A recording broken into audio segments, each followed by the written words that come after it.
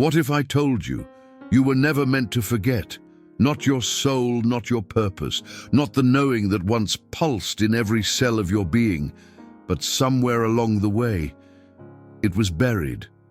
Have you ever felt like a piece of you is missing? Like you're living with a silent ache, a kind of homesickness for something you can't name? As if a part of your soul was silenced before you even knew it could speak. Most people believe forgetting is part of growing. That becoming an adult means letting go of who you used to be. That remembering something deeper is either fantasy or spiritual luxury. But that's a lie we've been taught so well, we started calling it reality. You were programmed to forget. Gently, invisibly, repeatedly. They called it education. They called it growing up. They called it being realistic. But it was something else entirely. A silent training to disconnect you from your own truth. And here's the twist. You weren't born to find yourself. You were born already knowing, but remembering was trained out of you. Imagine a radio tuned, just slightly off the station. The music is still there, but what you hear is static, noise, confusion. So you start to think the music was never real, that the silence inside you means nothing is there. But the music never stopped. You just stopped hearing it, and it wasn't your fault. The psychic veil that numbs your soul didn't appear overnight. It was layered through repetition, trauma, and the normalization of disconnection. Edgar Cayce once said, "The soul does not forget. It only sleeps under layers of repetition and trauma." Joe Dispenza's research shows how our brain, in a bid for efficiency, builds neural loops that automate forgetting. What was once sacred becomes invisible. What was once felt becomes doubted. And the worst part, even when we try to remember, even when something inside us stirs, we reach for the very tools that trained us to forget. We overthink. We seek answers outside. We rely on mental effort and call it awakening. But trying harder only strengthens the pattern. The more you fight the forgetting, the deeper you sink into it. And yet, something inside you remembers. That's why you're here. In this video, we're going to peel back that programming. You'll understand why your soul's memory was buried and how to wake it up again, not through effort, but through resonance, through frequency, through a reconnection that doesn't need to be earned, only reactivated. We'll explore how your body holds vibrational memory, how forgetting became your default, and how remembering can be as natural as breathing once you stop trying to control it. We're not here to find something new. We're here to reclaim what was always yours. So if this speaks to something in you, if something deep is already stirring, then subscribe to the channel right now. Let this be the moment you stop postponing your own return. Don't let this invitation pass you by, because we go even deeper. We'll reveal the hidden training that made you forget who you are and how it quietly shaped your identity, your emotions, and the frequency you live in every single day. Let's begin. The silent training, how you were programmed to forget. There's something strange about the way we grow up. Not just the things we learn, but what we're silently told to forget. You weren't handed a manual when you arrived here, but from the moment you began absorbing the world around you, something sacred was being stripped away. Not violently, not abruptly, but through a slow, quiet, almost invisible training. You see, forgetting didn't happen in one moment. It happened in small, subtle ways. When your curiosity was shamed, when your imagination was redirected, when your emotions were labeled as too much, and so little by little, your soul language, that instinctual connection to who you are beyond this form, was replaced by a survival language, a vocabulary built to help you fit in, to please, to avoid pain, to be normal. But what if the most powerful truth was hiding where you never thought to look? In childhood, we are pure receivers. Our field is wide open. But the moment your inner knowing contradicted what the world demanded, a conflict began. a dissonance, so you adjusted, you forgot. You made yourself smaller in order to stay safe. Let me give you an example. Remember the first time you had a feeling you couldn't explain, but you knew it was real. Maybe you walked into a room and felt the energy shift, but no one said a word. Maybe you dreamt something, and it happened. Maybe you just knew when someone was lying.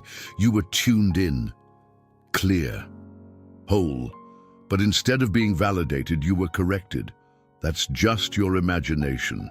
Don't be dramatic. Stop being so sensitive. And so you buried that signal, again and again, until the signal itself felt foreign. Here's the process. The world taught you to live from the outside in. That authority was outside you. That validation was outside you. That truth was something you had to earn, or search for, or be given. But the soul doesn't operate this way. You were never meant to download identity. You were meant to remember essence. Let's go even deeper. This process of energetic amnesia isn't just philosophical, it's biological. Joe Dispenza explains how neural circuits, once repeated, become automatic. When you feel unworthy again and again, your brain wires it in. When you suppress emotions often enough, your nervous system makes it your new baseline. Bruce Lipton shows how cellular memory holds the frequencies of our early experiences. What was once conscious becomes default, and what becomes default feels like just who I am. But that's not who you are. It's who you became to survive forgetting.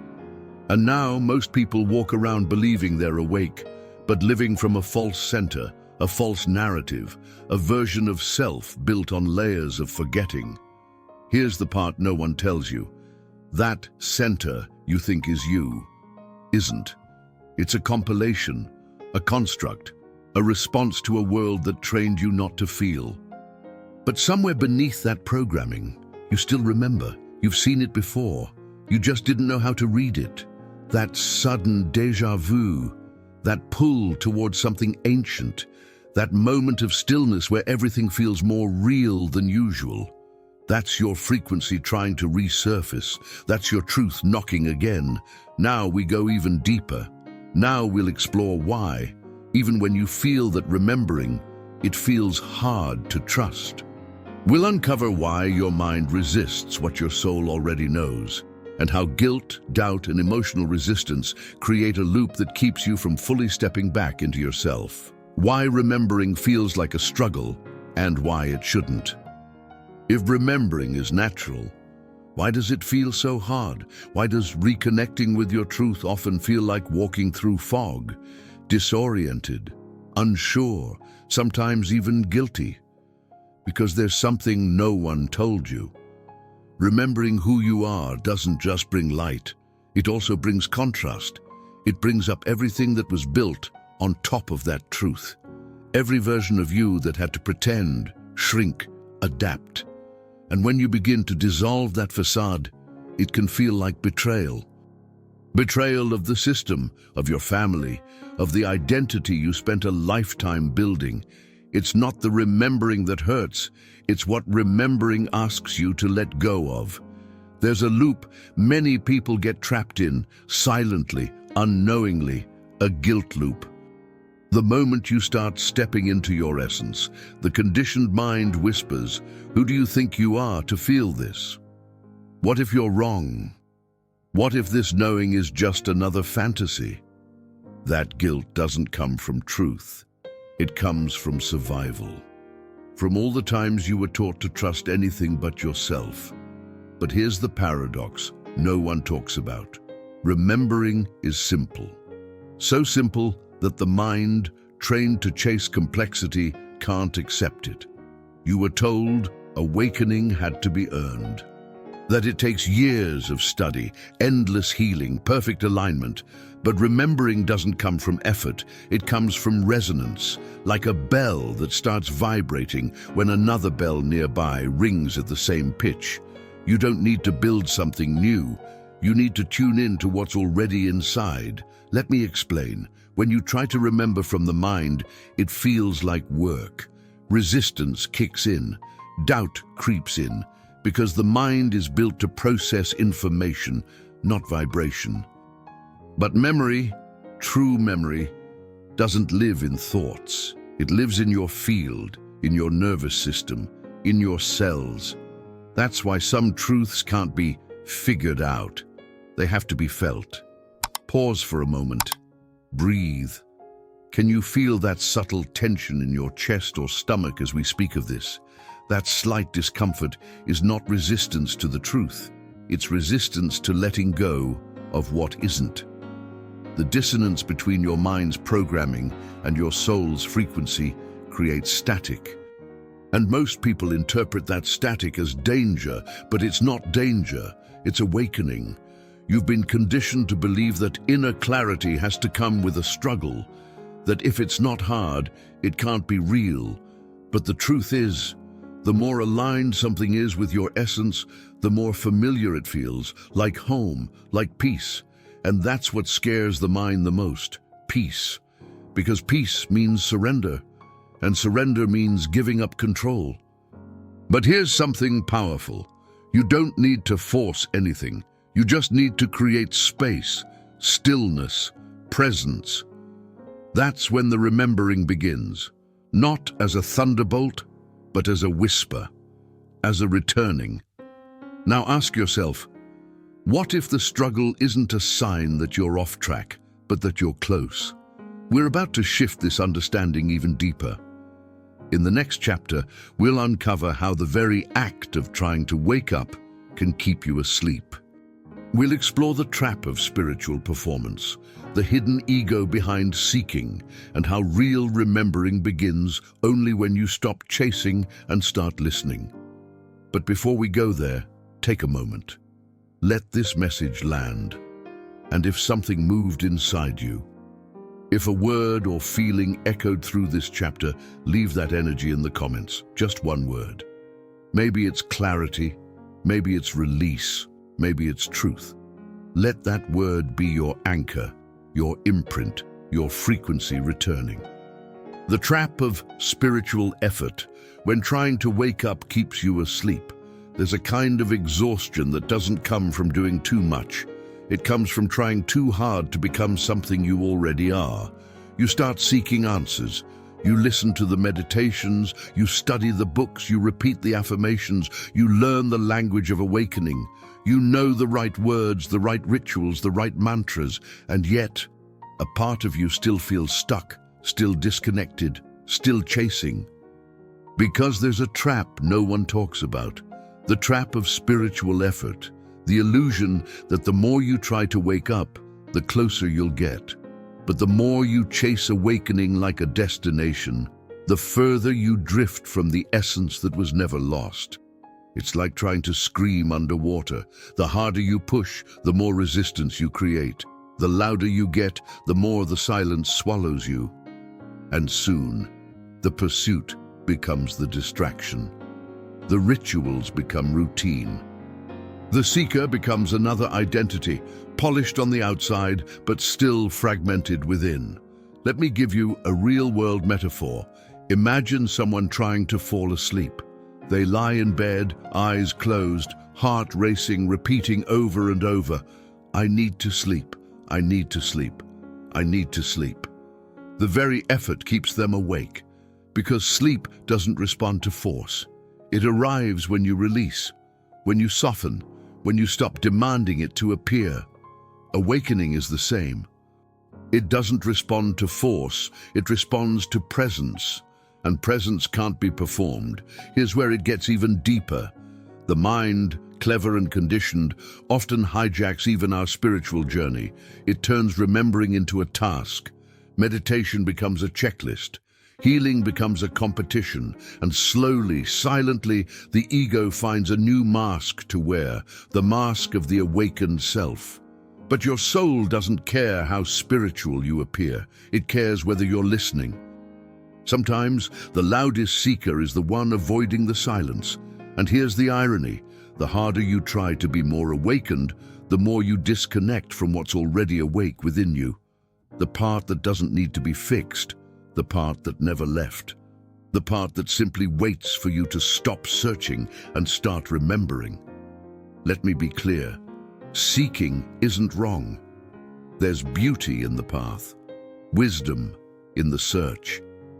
But there comes a point where seeking must give way to stillness, where the doing gives way to being, where the questions stop echoing, not because they were answered, but because they no longer hold power. This is when the shift happens, when the seeker disappears and the rememberer appears. That's when something sacred unfolds, a homecoming that doesn't announce itself with fireworks, but with a breath, a pause, a knowing. And it's in that pause that everything begins to return. Now we go even deeper. We'll uncover how your body, not your thoughts, is the true keeper of memory. We'll explore how your cells store the vibration of who you've always been, and how science and spirit converge to show that remembering isn't something you think, it's something you feel. The remembering mechanism, how your body stores the memory of you. What if your thoughts have nothing to do with memory? What if remembering has never been about thinking back, but about feeling in? You see, most people try to remember with their mind. They search for clues in their past, in memories, in stories, in logic. But the truth is, your mind forgets, because that's its job. It organizes, it deletes, it prioritizes, it keeps what seems useful for survival and discards what feels like distraction. But your body never forgets. Your cells carry the frequency of every truth you've lived, even the ones you couldn't name. The beat of your heart, the way your breath shortens around certain people, the way your gut tightens before a no you didn't say. All of that is memory. All of that is vibration trying to be heard again. Bruce Lipton, in his research on epigenetics, explains that your beliefs don't just shape your thoughts, they shape your biology. They become signals, embedded into the chemistry of your cells, instructing your entire system how to respond to the world. Over time, these responses become identity, and identity becomes habit. And habit becomes a version of you that feels automatic, but isn't authentic. You are not your habits. You are the field beneath them, the one that remembers what came before the programming. Let me give you an example. Have you ever smelled something and instantly felt transported, not just reminded, but relocated in time and space? That's vibrational memory. It's not tied to a thought, it's tied to a frequency. That's how memory truly works, not through data, but through resonance. Here's the process. To awaken vibrational memory, you don't need to remember events. You need to activate sensations, presence, signals. You need to access the body like an instrument that still holds the song, even if it hasn't been played in years. And the good news is, it doesn't take long. Let's try this together. Just 90 seconds. Close your eyes if you'd like. Bring your attention to your chest, to the subtle rhythm of your breath. Now imagine a light there, not bright, not overwhelming, just steady, warm, familiar. With each breath, imagine that light growing, not outward, but inward. As if you're remembering the space you've always belonged to. Now silently repeat, I return to me. Not because you left, but because you were layered over. Keep breathing, keep listening. This is not imagination. This is integration. This is the body speaking the language the mind forgot. Let's go even deeper. And now we'll explore why that remembering still feels like you're blindfolded. We'll reveal the metaphor of the veil, how what you can't see controls what you believe, and how ancient rituals, modern distractions, and internal noise all form the illusion of separation. The metaphor of the veil. What you can't see is what controls you. Some illusions don't hide in shadows. They hide in repetition. They echo quietly again and again until you stop questioning their presence. This is the nature of the veil. It's not a wall, it's not a prison. It's a soft and constant hum, of beliefs, fears, identities, and expectations vibrating so closely to you that you begin to mistake them for yourself. You start to think that forgetting is just part of life. That disconnection is normal. That feeling distant from your soul is just what it means to be an adult. You begin to function, but stop feeling. You start to achieve, but forget how to arrive. But what if the veil wasn't something that was placed on you? What if it's something that's been built within you? From the moment you learned language, you also learned labels. Good, bad, safe, dangerous, right, wrong. Over time, those labels became layers. Layers became roles. Roles became a personality. And slowly, a false center was constructed, one that looked like you, spoke like you, moved like you, but wasn't fully you. The ancients knew this. In mystical texts across continents, from the Gnostic Gospels to the Upanishads, there's a recurring metaphor: the veil, the curtain between soul and form, the illusion that this external identity is the ultimate truth. They called it Maya, they called it samsara, they called it forgetting.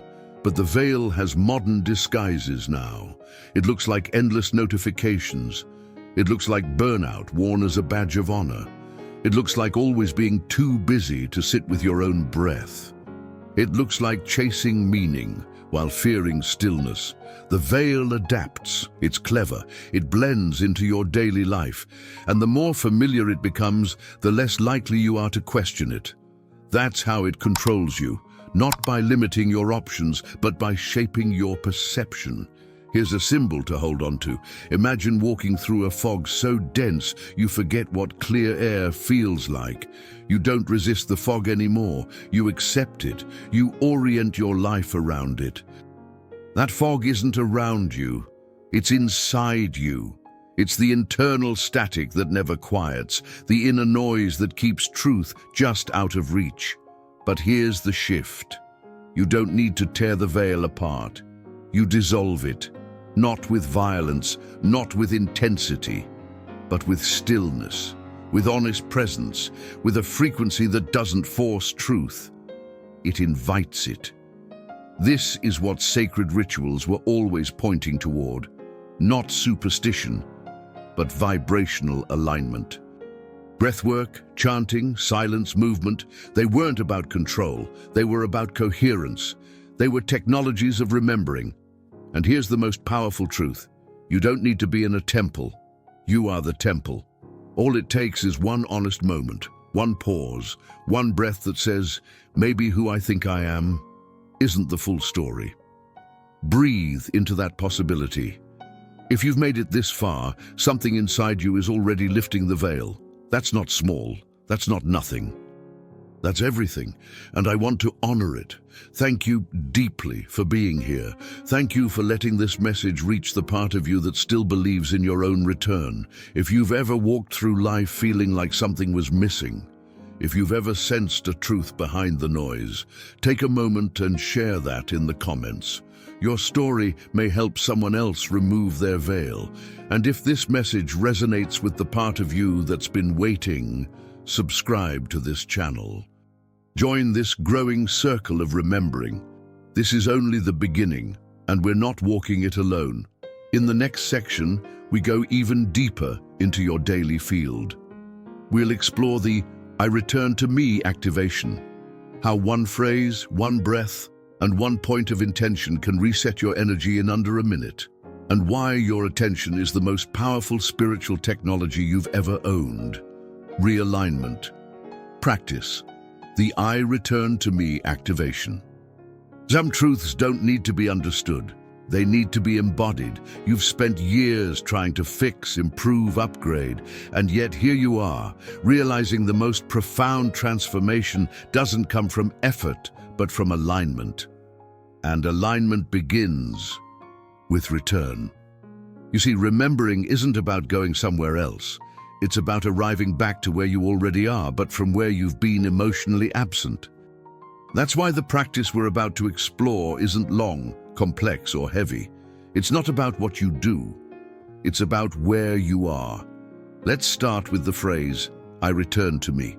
It sounds simple, maybe too simple for a mind trained to seek complicated methods. But this phrase isn't just words, it's a vibrational key, a frequency anchor, a neurological reset. Let me explain.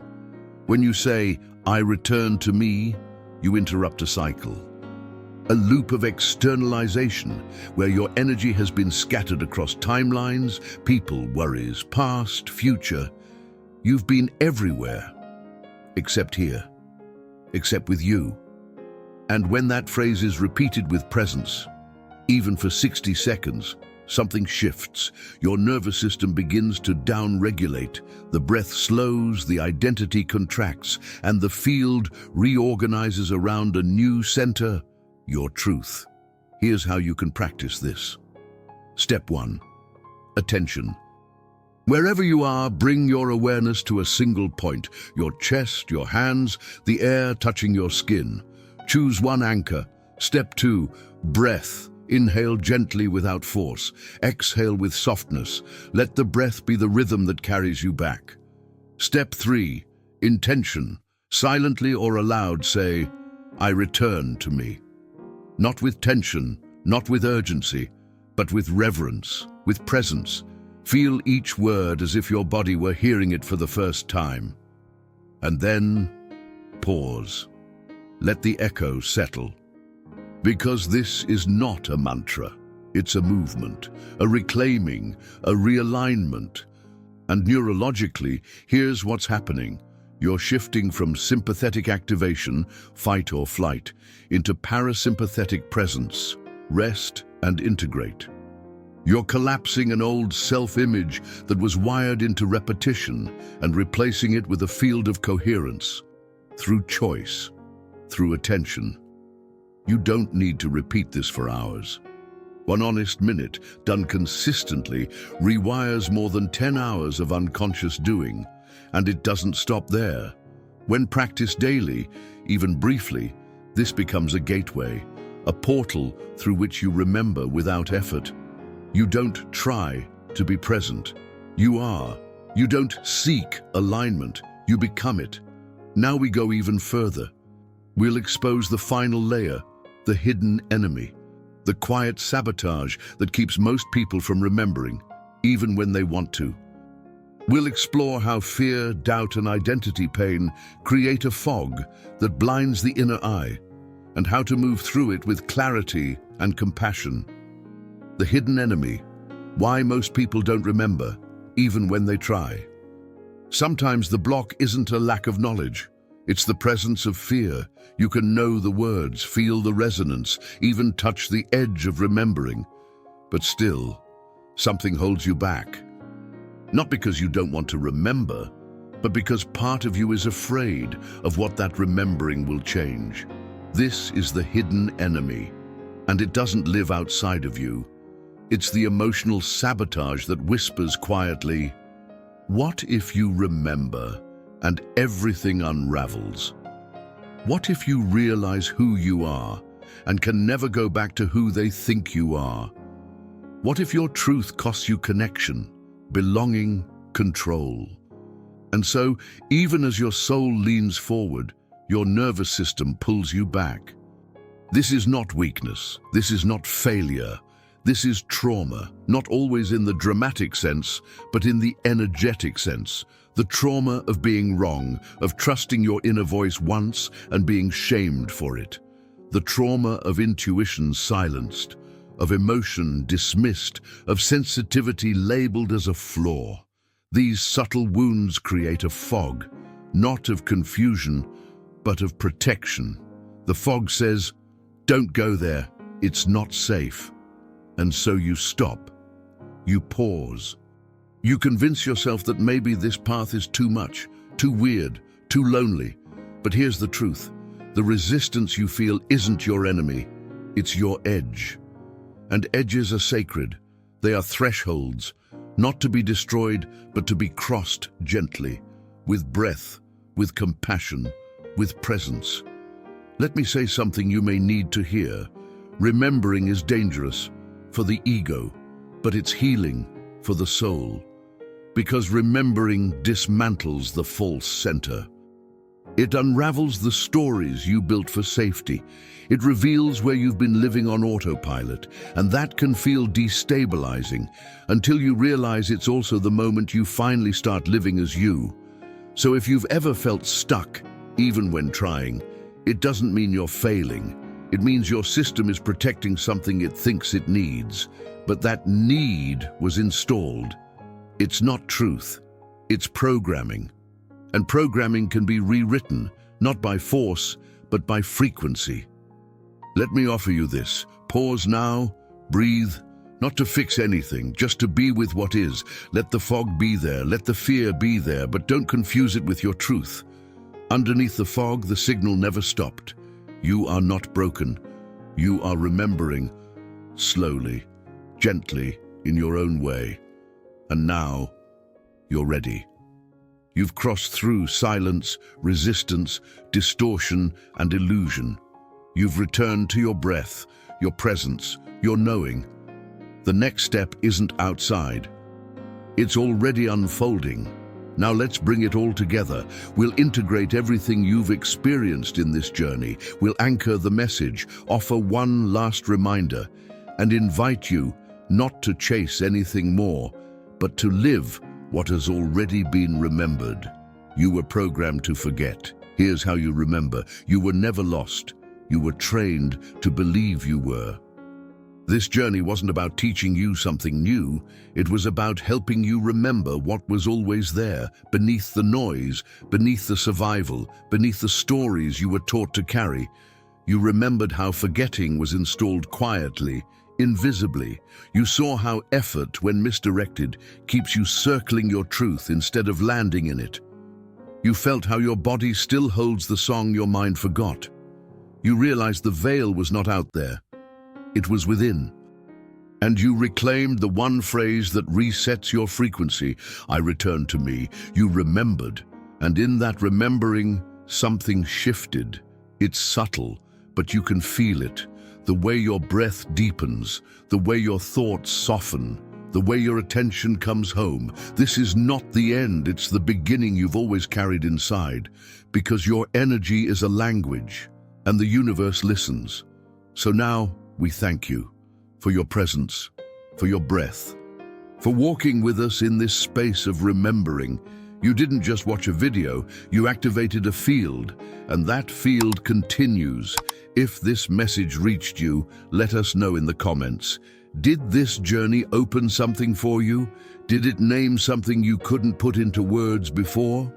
Your voice may be the echo someone else is waiting to hear, like this video if it brought you clarity. Subscribe if you felt the resonance. And watch the next video we've prepared. There's so much more remembering to unfold in Echoes of the Path, because this space isn't about answers. It's about remembering the questions that bring you back to yourself. And if you feel the call, write it below. I return to me. Let this be your frequency, your signature, your commitment. Thank you for walking with us. Until next time, you are the field, and the field is awakening.